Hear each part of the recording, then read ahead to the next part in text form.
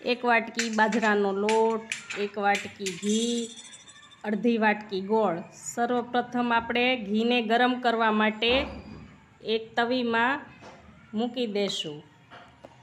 ઘી ગરમ થાય પછી જ આપણે લોટ અંદર એડ કરશું। તો તમે જોઈ શકો છો મેં અહીંયા તવીમાં ઘી ગરમ કરવા માટે મૂક્યું છે।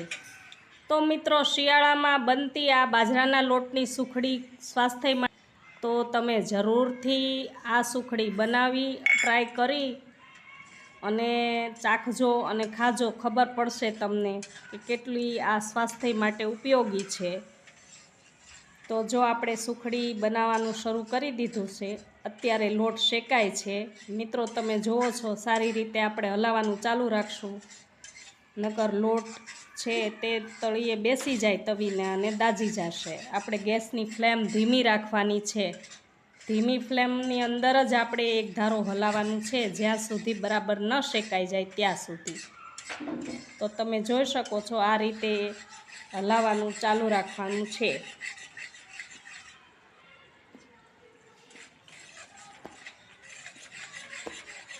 તો તમે જોઈ શકો છો આપણો લોટ સારી રીતે શેકાવા માંડ્યો છે। હવે ધીમે ધીમે ઘી પણ છૂટું પડવા લાગશે અંદરથી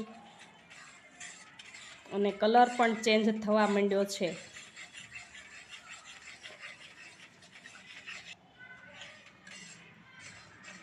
તો તમે જુઓ છો હવે બરાબરનો શેકવા ઉપર આવી ગયો છે આપણો લોટ।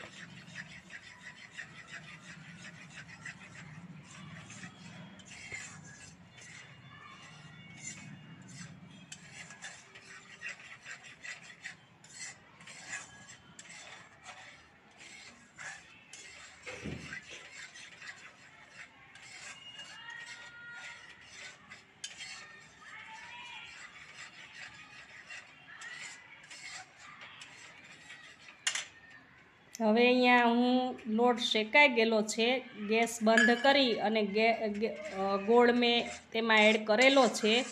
તો આ રીતે ગોળ એડ કરી અને હલાવવાનું ચાલુ રાખજો, એટલે ગોળ અંદર સારી રીતે એવો મિક્સ થઈ જશે। જ્યાં સુધી ગોળ મિક્સ ન થાય ત્યાં સુધી હલાવવાનું ચાલુ રાખવાનું છે આપણે।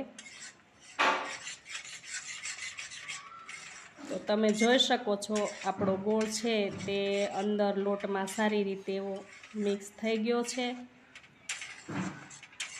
તો હવે મિક્સ થઈ જાય એટલે આપણે સારી રીતે એક ડીશની અંદર ઘી અથવા તો તેલ લગાવી તૈયાર રાખીશું અને તે ડીશની અંદર આપણે કોઈ પણ પ્લેટ હોય ડીશ એની અંદર કાઢી લેશું।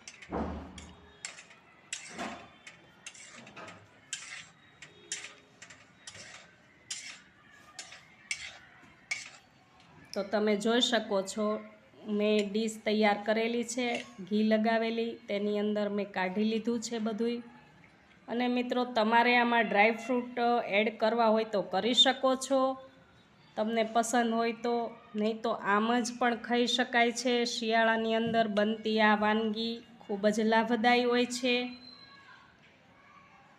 તો આ રીતે ડીશમાં આપણે સારી રીતે એને પાથરી દેવાની છે, ખૂબ જ સરસ રીતે।